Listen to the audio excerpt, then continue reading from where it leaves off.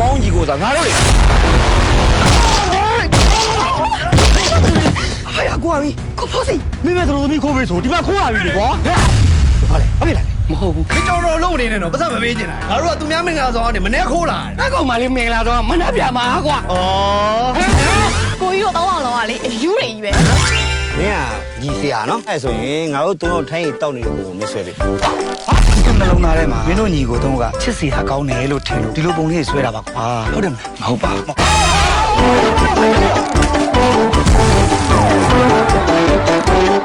ကြီးဆွဲတဲ့ကောင်ဆိုတော့ပကြီးကောင်ပေါ့ပကြီးကောင်လို့မခေါ်ပါနဲ့ဗျာကျွန်တော်အသေးရလုံးလို့ပါနော်ပကြောင်ကြီးလို့ခေါ်တာအဲ့တုံးကောင်ကနင်းကိုကြိုက်နေတာတဲ့ဟာကိုကြီးကလည်းဘာပြောမှမသိ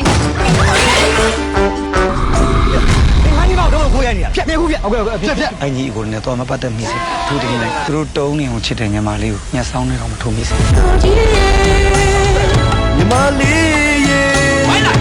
ကိုကြီးပုံလေးကတော့ပထမဆုံးကျွန်တော်စတွေ့ခဲ့တဲ့ပုံလေးပေါ့အဲ့ဒီကကျွန်တော်ရှင်ခွင်တစ်ခုလုံးကိုတုံးသိမ့်ပိတ်သွားခဲ့တဲ့နေ့ပေါ့တုံးတော့ကျွန်တော်လာခွင့်ပြုပါနော်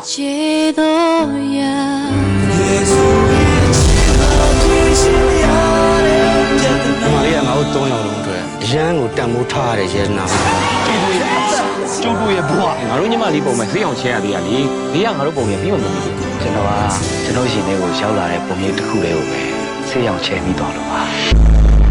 ကျုပ်တို့ညီမလေးပုံကျုပ်တို့ခွင့်ပြုချက်မရှိဘူးခိုးဆွဲရဆိုရင်ဒီကောင်ကြောက်လာငါတို့ဒီကိစ္စကိုသွားရှင်းပါရမ